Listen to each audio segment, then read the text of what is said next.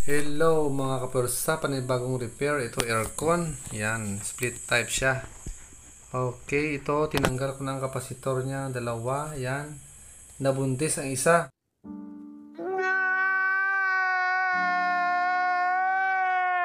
Ayan o, yan. Nagtaas ang kanyang taas niya. Yan o, yan. Nagkaroon dito ng lost contact kaya nasira ang isa dito. Ito yan, lost contact siya. Okay, siyempre yan ang problema niya. Ititestira natin yan mga persa kung paano ititest ang sira at saka ang good. Okay. Yan o, dito ang isa yan. Nakaparallel connection na yan sila mga persa. Paano masabi? Okay. Ito ititest natin kung saan ang sira sa kanila. Ito ang nagbuntis. Siyempre tumaas ang kanyang ulo. Yan. Okay.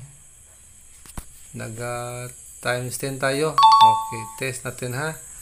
Okay, short natin. O, yan. Palo siya. Siyempre, ito ang good. Ito ang sira. O, ito ha.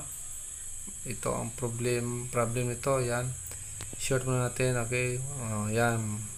Reverse niya. O. Mas malakas ang kanya reading. O, yan. Ibig sabihin, ito ang good. Ito ang sira. Ito ang sira. Tingnan natin ang reading niya. Pagmasdan yung reading niya ha, mga persa. Yan. Short mo natin. Oh. Reverse. Oh. Reverse. Oh. Yan. Mahina ang kanyang continuity. Oh. Ang gulo, tingnan nyo. Pumapalo siya sa kalahati. Oh. Oh. Ang sira. Oh. Yan. Sira. Oh. Yan. Mahina na ang continuity niya. Oh. Ito. Tingnan mo. Yan. Sumabog na ang taas niya dito sa isa. Ito okay pa. Ito wala na talaga. Yan. 400 volts na 330 microfarad.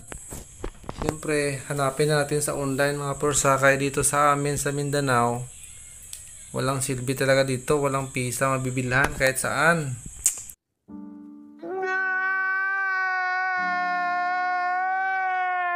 Nilibot ko na ang lupalop.